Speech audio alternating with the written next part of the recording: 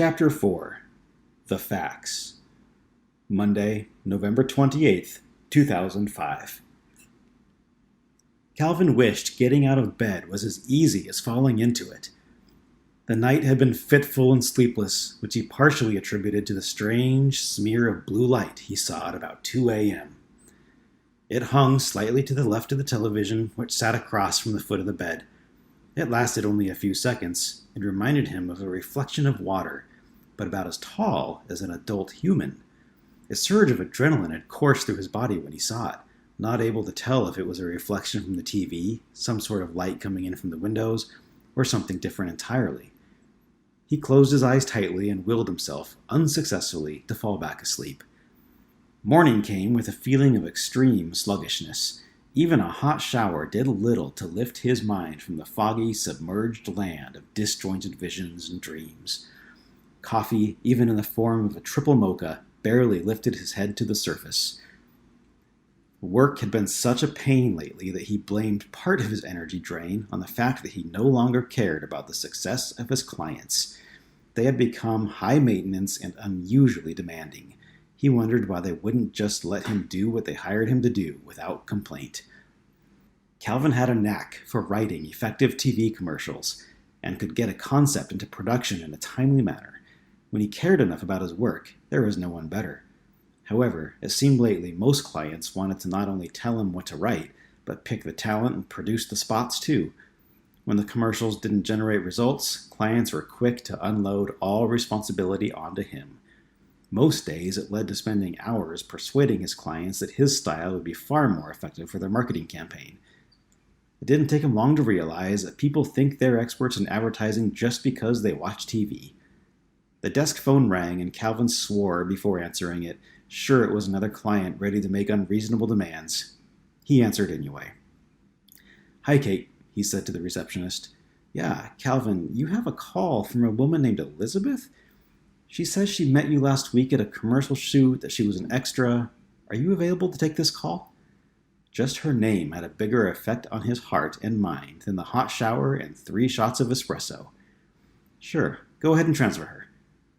It wasn't unusual to receive calls from people who had been extras in commercials. Usually they called to express thanks and convey their hope to land a bigger part. He halfway wondered if that's why Elizabeth had called. "Hey Elizabeth, Calvin here. How are you?" "Hi, so sorry to bother you at work, but I really needed to talk to you. Do you have a couple minutes?" In truth, he didn't, but a break from clients sounded pretty good, and her urgency demanded his attention. "Sure, what's up?" "You got a fax this morning," she said, skipping the small talk and getting right to the point. He thought there obviously must be a mistake, and said, "A fax? What are you talking about? Do people even still send faxes?" "Calvin, listen to me. It's from Ellis," said Elizabeth hesitantly. He sat silent for what felt like a minute. Okay, he said in disbelief. "Just hang on a minute. What?" He paused again, trying to figure out how to handle this and get more information out of her. His first thoughts were that she was pulling a fast one on him. He briefly considered hanging up the phone. "You mean Ellis, your friend who died? What are you talking about? That doesn't make any sense." "Calvin, please. This is so bizarre to me too, and I'm trying not to bawl or freak out. You got a fax, or rather, we got a fax, this morning from Ellis. It came through the fax machine at my work." "Elizabeth, stop and think for a second. Could this be a hoax? Someone has to have that number and be playing with you." "That's obviously the first thing I thought of too, but no one I know has the number to send a fax here. I didn't even know there was a fax machine here. I've been sitting here for an hour debating on whether or not I should even contact you, but believe me when I say there isn't really a way that it could be a hoax from anyone. I know how crazy this one will sound, but I promise you I am not making this up. I would like to meet you for lunch, if you're able. I'll bring the fax and let you decide." Calvin let out a long exhale. She sounded genuine, but he struggled to figure out if it could possibly be real. Why would anyone make up something this bizarre in order to get him to lunch? He made up his mind that it was worth taking it to the next step to see what it was all about. He also reminded himself that it was he who had taken the initiative with this woman to start the conversation and to bring up her dead friend. "Okay, I can rearrange my schedule and meet you at noon. Let's say Azteca on Main, downtown. Thank you, Calvin, Elizabeth said softly. I'll see you then. He replayed the conversation in his mind. No matter how crazy it seemed, he sort of believed it. The hours flew by as he had small fires to put out all morning. Before he knew it, it was 10 minutes till noon. Walking out of his office, he called to his staff, I'm going out to lunch. I'll be back soon. I have my cell if you guys need anything. And just like that, he bounded down the stairwell toward the brisk outdoors and a lunch date with a very intriguing woman. Calvin burst out the door at street level and had butterflies in his stomach to deal with in addition to the cold air. He couldn't help but be nervous. What kind of strange things were happening to him now? He entered the restaurant and looked around, spotting her quickly in the crowd of tables. She sat with a little girl who looked to be about 5 years old. The child had straight long hair and wore a pair of thick lensed glasses that were perched precariously on the tip of her nose. She squinted down at the kids' menu coloring page, indicating her trouble seeing the menu clearly. As he approached them, the girl's eyes beamed up him through her glasses with an innocent gleam. Elizabeth quickly turned her head and nervously smiled at him. I'm so glad you came. This is Grace. I'm her nanny, she quickly added. Calvin crouched to her level, reached over, and took little Grace's hand to give it a soft shake in greeting. She beamed even more in delight with the special attention. It's nice to meet you, Grace. It's a great picture you're coloring there. As he sat down across from them, Elizabeth thrust a folded-in-half piece of paper in his direction. Never looking up from her purse, she seemed determined and wasting no time with getting down to the task at hand. He unfolded the slightly crumpled, thin fax paper and read. Page 1. Source unknown. Good morning, Calvin. Tell him thank you, Elizabeth. You have a lot of work to do. He can help you find out. Teach each other. Use your spirit connections, E-Train. Find him. No more pain. Don't be afraid. Congratulations on finding each other again. I miss you. I love you both. I would have approved, and do. L. Calvin shuddered ever so slightly, yet uncontrollably, as shivers cascaded down his spinal column. He was so incredibly perplexed, confused, and stunned that he didn't have any words to say after reading the facts, except a mumbled, "Wow." He sat and stared at it for a few more minutes, reading and rereading it. Elizabeth let silence fill the air as the truth of the facts seeped in. Wow, but I don't really understand what this means, he finally managed to say.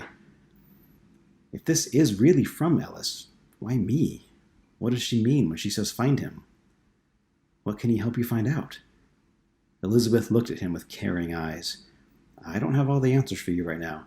I just know that this is from her. She called me E-Train, Calvin.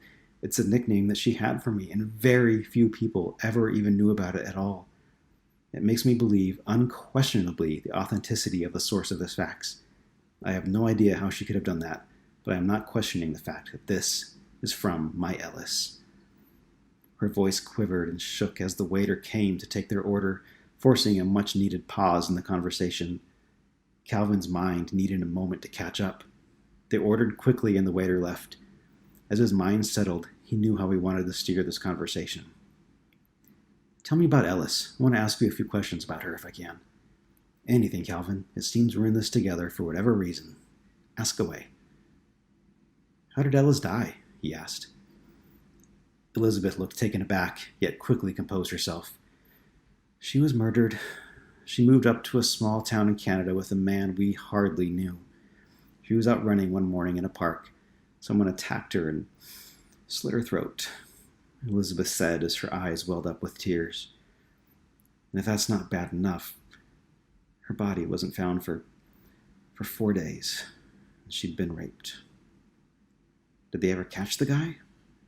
They never found out who did it. It's an unsolved mystery to this day. I had an uneasy feeling when she told me she was going to move up there. I should have stopped her, but I didn't. I feel so guilty over not being more vocal about it. But she had this new guy. She loved him, and that's what they wanted to do. I guess when a girl gets a man in her life, no matter how good her girlfriends are, she stops holding so much value in their opinions and listens more to what some guy wants than her best friend. Elizabeth's voice trailed off as if remembering the conversation with Ellis.